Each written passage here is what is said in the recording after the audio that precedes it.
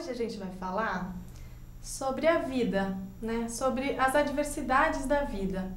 E como muitas vezes a gente idealiza as situações. E aí o que acontece? Vem a vida, modifica tudo e faz de você uma pessoa muito melhor. Solta a vinheta!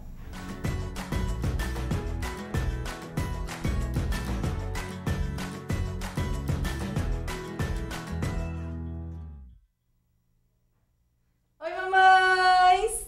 Tudo bem com vocês? Então, hoje eu tô com uma amiga aqui, uma amiga íntima, pessoal, que a gente se conhece desde o século passado. Uma mãe incrível, uma mulher de fibra e que passou por poucas e boas, viu? Apesar da pouca idade, ela tem muita experiência e tem muito o que dividir aqui com a gente hoje. Bem-vinda, Patrícia Catalã. Olá, obrigada. Muito feliz de ter você aqui, viu? Muito obrigada. Obrigada, eu tô feliz também. E eu quero saber, vamos começar pelo começo? Sim. Eu conheci essa menina aqui em São Paulo, duas jovens, os nossos ex-namorados eram amigos e a gente acabou tendo muita identificação e a gente se tornou amiga. Os namorados foram e a amizade continuou. Eu sei que passou um tempo e ela foi parar, sabe aonde? Na Bahia. Como aconteceu isso, Paty? Pois é, eu acho que eu tava um pouco cansada de São Paulo no fato da gente trabalhar que nem louco. Eu trabalhava numa escola bem conhecida. Então eu acho que eu trabalhava muito, vivia aquela vida maluca. Também tive presa num relacionamento que não era bacana, então eu tava precisando sair um pouco dessa loucura mesmo de São Paulo. Mas como foi esse processo? Você começou a viajar pra Bahia e veio o bichinho da Bahia, te picou e você falou, nossa, esse é meu lugar? Não, na verdade eu fui lá passar férias e fiquei lá 15 dias e gostei e não voltei mais. Mentira. Chamei minha família e falei, olha, eu vou ficar aqui, eu gostei daqui. E vim por uma semana, arrumei todas as minhas coisas e fui embora. Você foi morar onde lá? E fiquei no Arraial da Ajuda. Mas aí você alugou uma casa? Aluguei uma e você casa. tá totalmente sozinha? Sozinha. Mas aí acaba que Arraial é um lugar muito mágico, né? Quem Eu já chega fui lá. As pessoas Passei se conhecem. um Réveillon lá. É uma delícia. Sim. As Mas eu não pessoas- quis ficar, não. Não quis ficar? Não. Ai, não. Eu não. passei o Réveillon e voltei pra São Paulo. É que eu acho também que é assim, o Arraial tem uma coisa, acho que até pelo nome, Arraial da Ajuda. Eu acho que, tipo, que pega quem precisa de ajuda naquele momento mesmo, assim. Então eu acho que eu tava ali porque eu tinha que estar. Aquele negócio que Tava eu, na sua vida mesmo, isso. que eu acho que o que você não faz por você, o universo te obriga a fazer. Sim. Então eu acho que eu tinha que sair daqui mesmo e ficar lá. Então eu aluguei uma casa e fiquei. Sozinha. E aí E você aí, começou a conhecer as pessoas. Conheci as pessoas, em seguida eu arrumei um namorado, a gente ficou um tempo juntos, a gente morou juntos 5 meses. Mas foi o pai dos seus filhos? Não, a gente ficou juntos e aí depois acabou que não deu certo, a gente terminou. E aí eu conheci o pai dos meus filhos, que aí a gente começou a namorar. E aí transformou sua vida totalmente essa Nossa, relação, foi né? assim. É uma loucura, porque aí, gente, deixa eu explicar pra vocês. Ela conheceu o pai dos filhos dela e teve 2 filhos lindos. O Theo, primeiro, e depois a Mel. Mas o processo onde isso foi fecundado foi um pouquinho diferente. Conta pra gente. Eu acho que existe uma Patrícia antes do Licó, na verdade é Luiz Cláudio, estamos chamando de Licózinho. Do Licózinho e uma Patrícia depois dele, né? Então eu acho que, pra mim, assim, antes, eu queria muito ser mãe, eu sempre levei a maternidade como a coisa mais importante Eu lembro. da minha vida. Assim, Eu te queria conheci, muito. você super idealizava a maternidade, amava a criança. Ela é pedagoga de formação, sempre trabalhou com crianças e é apaixonada por crianças. E como eu disse, a gente era amigas em comum dos namorados, então a gente conversava muito sobre relacionamento, sobre filhos, e eu vi essa vontade muito forte de você em ser mãe. Eu não, né? Você lembra que eu quis filho? Eu nunca quis. Você vê como que... Sim, eu nunca quis ser mãe, assim, ter familhinha, ser dona de casa, cuidar de uma família. Nunca, nem imaginava como seria essa função. Veio na minha vida, assim, de paraquedas. E o quão perfeito que deu. Pois é, e pra mim eu me encontrei na vida. Eu acho que é isso, a gente... Nossa, eu entrei no trilho, assim. Muda muito, né? A maternidade deixa a gente... Mas aí eu queria muito, eu tinha essa vontade já de ser mãe, idealizava muita coisa, eu acho que isso também fez deu um pouco, foi meu aprendizado, muito porque... baque isso. Eu criei uma mãe sincera pra quebrar esse paradigma, sabe? Porque hoje eu penso assim, também quando você vai ser mãe, ninguém te fala o lado difícil, o Não. lado ruim de ser mãe. As pessoas falam, é lindo, tudo é muito lindo. Sim. Tudo é muito mágico, tudo é muito Mas é maravilhoso. porque também se fala, se você fala, te olham meio que feio. Então, porque... Tipo, você tá querendo estragar o meu momento. É. Eu sempre falo, dorme. Quando é mãe de primeira viagem. Nossa, dorme, por favor, dorme. E a pessoa fala, ai, o que você tá querendo estragar aqui meu momento? É, porque parece que até quando você é mãe, você tem essa culpa. Sendo mãe, você já tem essa culpa. Então, tudo que você fala pro outro ou que você reclama, parece que você não gosta daquilo que te foi dado, de ser mãe. E na verdade não é isso. Não tem nada a ver. Não tem nada a porque ver. você continua sendo um ser humano individual, com as suas vontades, com as suas necessidades, com as suas falhas. Exatamente. Né? Mas isso não tá em comparação com o amor imenso, gigante que você tem pelo seu filho. Sim. Porque é um amor que vem... Mas é o que eu falo, não é um amor romântico. É um amor de espécie, né? E que não te preparam pra isso, não. né? Você então, precisa desse amor, senão você não aguenta. Não aguenta. Eu acho que é isso também, eu não estava preparada pra isso, que não fosse... E que por isso eu criei tanto essa expectativa de... Mas você engravidou sem querer, assim... Não, na verdade eu noivei. Vocês programaram. Olha, foi muito... A gente noivou. Ele pediu minha mão pra minha família, a gente noivou. Apaixonadíssimos. Super, assim, já preparado pra casar, né? E aí planejamos o Theo, então, vou parar de tomar anticoncepcional, só que eu parei em uma semana, eu engravidei. E aí meu corpo, eu já senti que meu corpo tava alguma coisa diferente, que senti umas dores, assim, e falei... A gente sente. Aí alguma coisa mudou, bom, deu positivo. E aí foi a maior festa, pra mim foi uma felicidade muito grande, eu queria muito pra ele também. Eu lembro. Eu fiquei assim, foi em êxtase, minha família também. Mas foi linda a sua Foi, gravidez. não, a Nossa, minha eu fiquei só no Facebook. A minha gestação do Theo, assim, com 1 mês e meio a gente separou, eu e o pai do Theo, porque ele achou... Porque essa relação foi muito desafiadora pra você. Foi, porque ele achou, na verdade também ele achou que era muita responsabilidade um casamento e um filho, também muito novo, de uma família difícil, e aí não deu pra... Então era muita coisa, e aí eu fiquei sozinha durante a gestação. Então, mas por mais que... Mas vocês continuaram em contato, porque é impossível, Sim, né? ele vinha às vezes pra pôr a mão na barriga, falar com o Theo e tudo, mas eu acho que, por mais que eu fiquei sozinha, eu não fiquei depressiva, sabe? Foi uma gravidez onde eu curti muito cada minuto, então eu já falava com ele, eu já respeitava ele enquanto sementinha.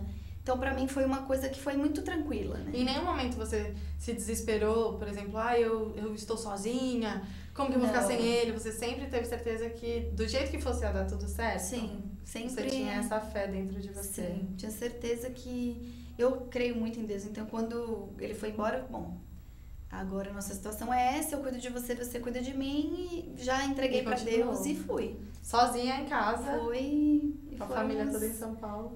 Não, mas e aí, continua, que essa história é longa, Foram gente. uns 9 meses assim. Cisome maldito! Foram 9 meses sozinha. Pra não dizer que eu fui sozinha, mentira, depois quando eu tava com 4 meses eu conheci o Samuel, que era cantor. E aí ele se envolveu de uma maneira nessa história, ele assumiu.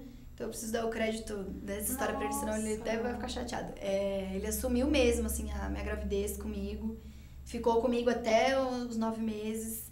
Então me deu muita força. Eu acho que foi... Na verdade, eu não precisava... Não era uma coisa que eu fiquei com ele porque eu precisava de uma companhia. Ele, sabe, surgiu. Encontrou. A vida te E eu acho que entrou naquele momento que tinha que acontecer também.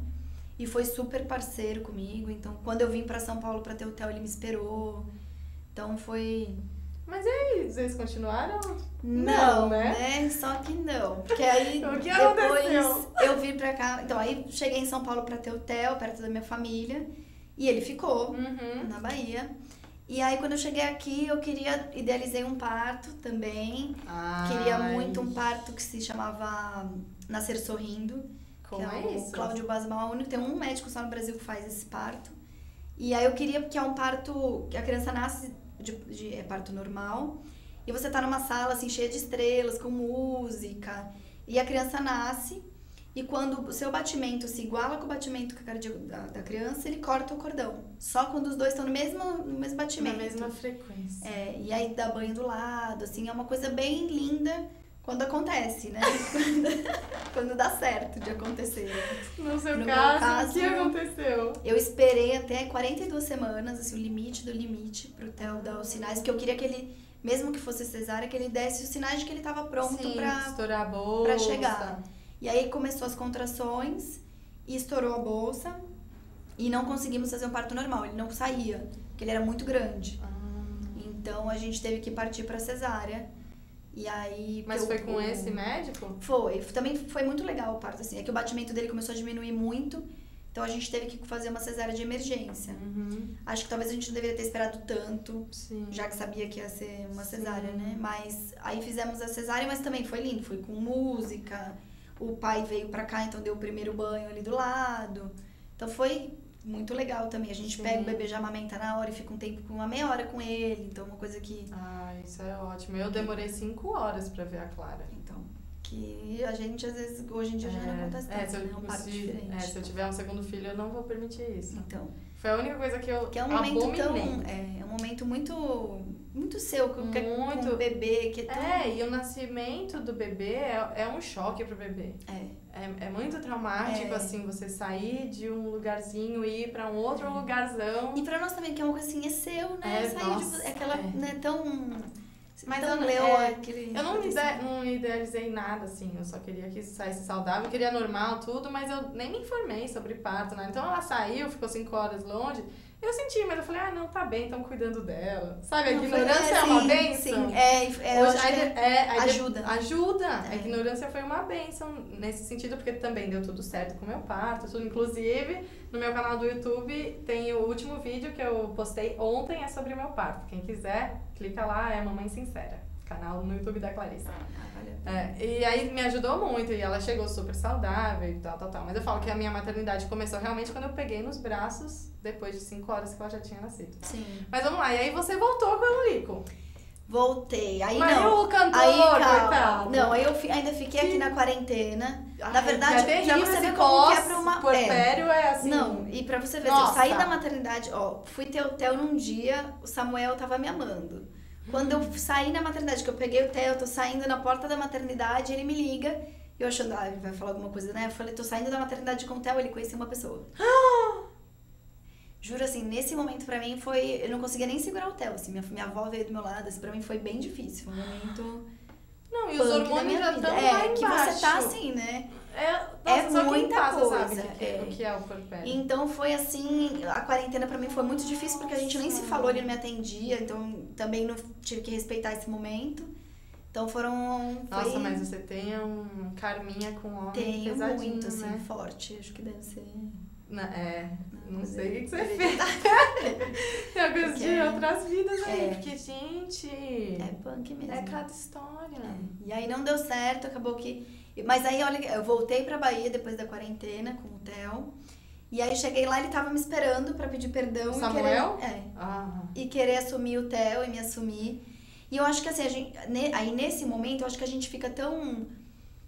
A gente fica envolvida que eu aceitei as desculpas e a gente começou a namorar, ele assumiu o Theo. Embora o pai do Theo estivesse ali de vez em quando presente, o Samuel que ficou ali comigo, então que acordava comigo de madrugada. A gente é muito vulnerável, né? Muito. Mas é uma coisa também que é difícil da gente lidar. Então eu tinha que lidar com o nascimento de um bebê, eu tinha que lidar com um ex-marido e com um namorado que tinha ciúmes do pai. Quer dizer, é uma relação muito... Nossa, que foi, desculpa a palavrão, filho da puta, né? Que é muito... Ai, por favor, não fala, sei lá, espera. É muito difícil, assim. Então aí o Samuel, quando o Theo tava com 4 meses, ele queria que eu fosse embora da Bahia com ele. E que ele assumia o Theo mesmo como pai e tudo. E eu achava que eu não podia fazer isso porque, bom, não é justo com o Theo, nem com o pai dele, eu tirar eles dessa relação de pai e filho. Sim. Né? Talvez se eu tivesse mais maturidade eu teria feito, talvez outras pessoas me falaram, pai, você foi burra, devia ter ido. Mas ele queria ir pra onde? Ele queria ir embora pra BH. Ele queria que a gente ele é de lá, e queria que a gente começasse uma história lá. E pra mim não dava pra... Não achava justo fazer isso nem com o pai do Theo, nem com o Theo, que é um bebê, né? O que você tava sentindo, a sua intuição mostrou isso pra você. E aí ele foi embora. Ele falou, bom, se você não vai comigo, então eu vou. E foi embora de Arraial. E eu fiquei com o Theo. E aí nós, bom, continuamos, o Theo sofreu bastante, por uma semana ele teve febre, chorou muito, assim, foi muito engraçado essa... Nossa, e você? Porque eu também sofri, Chorou? mas eu sofri bastante. Chorou mais ainda mais em ver seu filho sofrendo. Eu acho que foi Quantos uma das pessoas que eu mais meses o sofri, Theo assim, tinha? 4. 4 meses. Que eu sofri mesmo, assim, acho que foi ele. Nossa. Mas aí ele foi embora, então eu também tinha que respeitar esse momento, né? A gente tem que... Assim, a escolha Porque eu acho que cada gostar de um. alguém é isso também, é você saber liberar a pessoa pra fazer o que ela quer fazer da vida dela, né? Com certeza, porque se ele não fizesse naquele momento, ele ia acabar fazendo mais pra frente. Sim. É a vontade dele. Você não ia ficar comigo e depois ia sobrar pra mim a Sim. responsabilidade dessa decisão, Não, vocês né? não seriam felizes juntos. E aí ele foi embora e eu fiquei com o Theo. E quando o Theo tava com 6 meses, o pai do Theo veio conversar comigo pra gente voltar e tentar resgatar a nossa família. Nossa. E embora não tivesse mais o sentimento de amor entre os dois, que fosse mais um sentimento de amizade. Então a conversa foi mais assim, vamos tentar resgatar a família pelo Theo? O que você acha? Você tá disposta? Eu tô disposta, tá disposta? E aí eu sentei primeiro com a minha família e falei, bom, e aí? O que vocês acham? Que né? loucura! É uma coisa que eu não tava preparada, assim, emocionalmente a gente não tá preparado quando a gente não tem amor pela pessoa de marido e mulher. É muito difícil de você construir. Um casamento já é difícil. Muito! Pra você reconstruir ele depois de muita mágoa, de traições e coisas que às vezes a gente nem acaba falando por aí, que a gente segura com a gente o que a gente passa. É difícil de você superar isso. Então, eu falei, bom, o que vocês acham, minha família Paty? Se você achar que a família vale a pena e que ela, acima de tudo, é importante, vai, a gente tá com você pro que você decidir. E aí eu falei, bom, eu vou tentar, então, construir essa relação pelo Theo. A gente casou na igreja, que a gente não tinha casado, porque o noivou e separou, acabou separando, não tinha completado a relação. Não casaram. E aí casamos, e aí começamos a construir tentar construir uma história de família mesmo, né? Mas como que se constrói essa história assim, sem aquele sentimento não constrói, de amor? Por isso que não deu certo. Não deu, constrói. né? Porque eu acho assim, enquanto tem amor, tudo vai.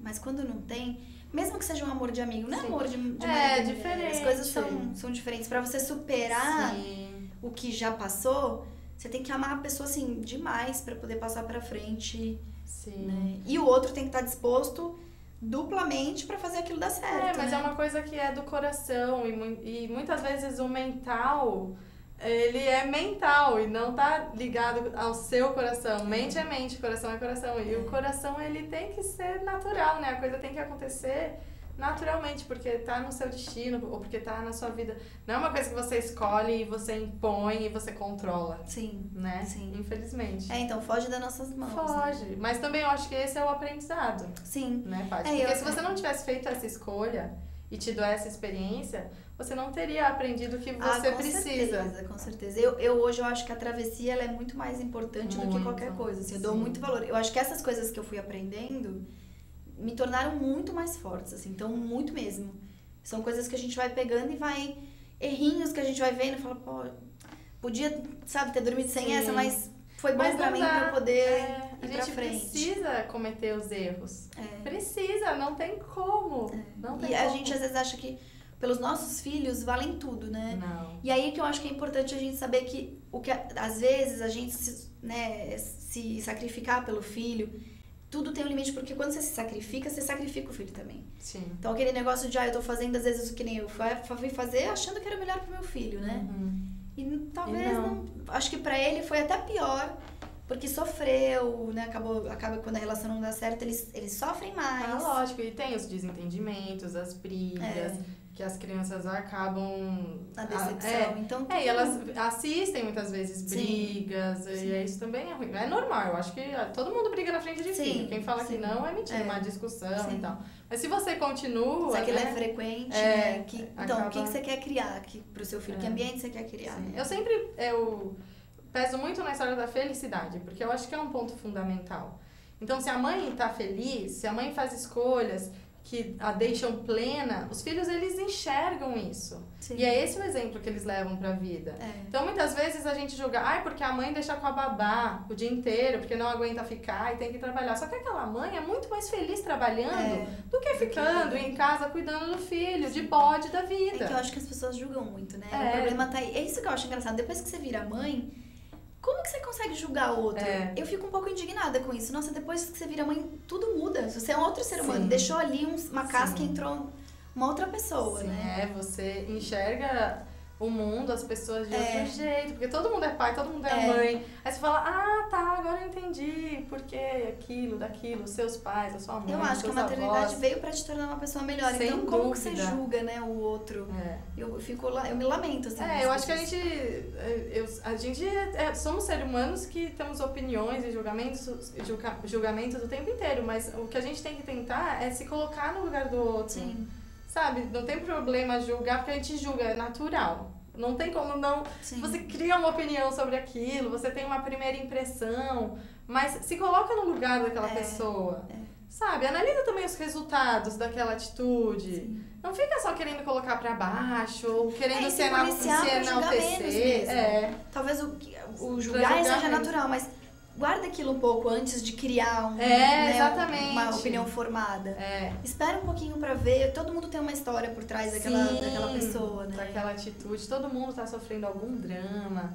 A vida não é fácil pra ninguém, né? Não mesmo. E eu... Não, a sua história por isso que eu te amei, porque eu queria muito que você compartilhasse. Sim. Mas agora eu vou chamar a minha querida Cecília, que também vai dar 2 dicas maravilhosas para você que está enfrentando um momento de adversidade. Vai lá, Cecília!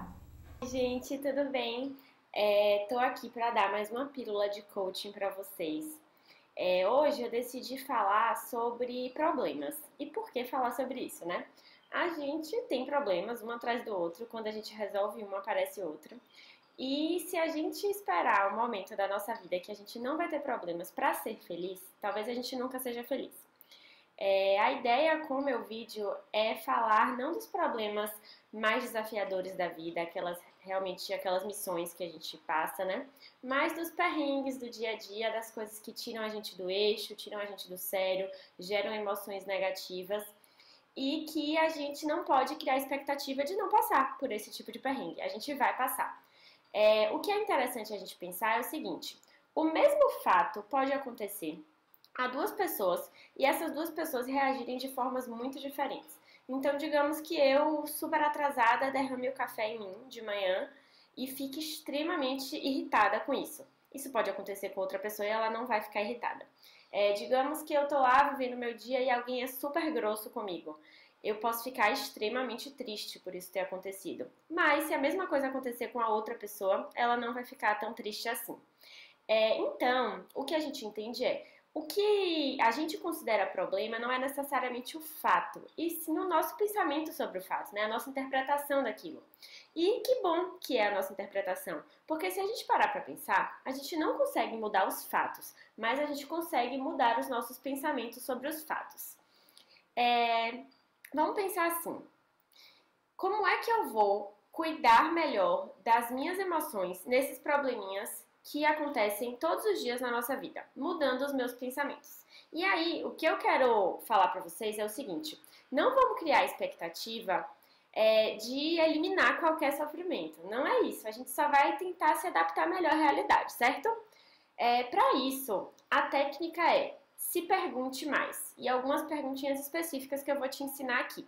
Então, no momento que você viver fatos, que são esses perrengues que a gente vive, você primeiro vai se perguntar o seguinte: essa é uma oportunidade ótima para eu desenvolver o quê em mim? Será que é minha paciência? Será que é minha compaixão? Alguma coisa, todos os perrengues vão ensinar pra gente, né? Pra gente se desenvolver. E a segunda pergunta que eu quero que você faça é: qual importância isso vai ter daqui a 10 minutos? E daqui a 10 dias? E daqui a 10 meses? Qual vai ser a importância disso? Essas 2 perguntas, né? Elas são importantes para dar uma nova perspectiva pra gente. Ou seja, quando a gente faz esse tipo de pergunta, a gente olha o mesmo fato por um outro ponto de vista. E isso, às vezes, é suficiente para fazer a gente se sentir melhor. O nome desse processo é reavaliação cognitiva, que significa essa capacidade que a gente tem, ou não tem, de reavaliar os fatos, de olhar eles sobre uma nova ótica, propor outras perspectivas e, com isso, se adaptar melhor à realidade. Existem muitos estudos científicos que comprovam a capacidade que a reavaliação cognitiva tem na nossa felicidade, ou seja, pessoas que executam essa reavaliação tendem a reportar mais níveis de felicidade, de bem-estar, do que pessoas que se atêm aos fatos como eles são, e, enfim, não fazem isso. Por isso, durante os próximos dias, eu queria que você se observasse um pouco e tentasse fazer essas perguntas sobre os fatos que te incomodam. Então, no primeiro momento essa semana que você se pegar com uma emoção muito ruim sobre um problema que você está vivendo ali, corriqueiro do dia a dia, se faz essas duas perguntas. Primeiro, qual é a grande oportunidade de me desenvolver, né, que esse fato está me trazendo? E segundo, qual a importância que isso vai ter daqui a 10 minutos, 10 dias e 10 meses, tá? Me contem se funciona. Já estou antecipando que não é fácil, mas me contem como é que vocês se sentem fazendo isso. E, como sempre, um prazer ajudar vocês. Um beijão e até semana que vem. Tchau, tchau. Beijo, Cecília. Muito obrigada e até semana que vem. Tchau. Bom, e aqui, gente, vocês acreditam que já acabou o programa? Eu já tenho um monte de assunto ainda para falar com a minha amiga, mas o programa acabou. E eu vou postergar para um outro programa e a gente vai falar sobre autismo, porque o Theo, o filho mais velho dela, ele foi diagnosticado com um espectro autista. E eu quero muito que ela divulgue, fale muito sobre essa experiência, porque você que está passando por isso também, pode dividir também a sua experiência aqui com ela, tá bom? Logo, logo ela vai estar lançando um blog também sobre a vida de mãe do Theo, mãe da Mel, e ela volta com novidade aqui pra gente, tá bom? Ai, Paty, obrigada. Eu amei que você veio. Amor. Muito Obrigada, bom, eu. muito bom. Tá, boa sorte. Vai dar tudo certo sempre. Vai dar. Eu queria dividir com vocês o meu canal do YouTube, que é Patita Catalã, acho que tá lá. E fala um pouco sobre o lado T de ser mãe, que é esse lado trash, que é o lado que ninguém fala. E aí eu tô falando um pouquinho lá, então vale a pena dar uma olhadinha, né? É isso aí. Patita Catalã no YouTube, se inscrevam e acompanhem todas as novidades da vida dessa mamãe linda. E, gente, por aqui acabou.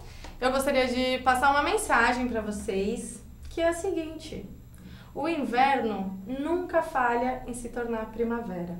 Então, se você está passando por alguma dificuldade, respira, confia no tempo, faça a sua parte, porque se isso está na sua vida, é para o seu melhor, tá bom? Uma ótima semana para vocês, até semana que vem e sejam muito felizes! Tchau!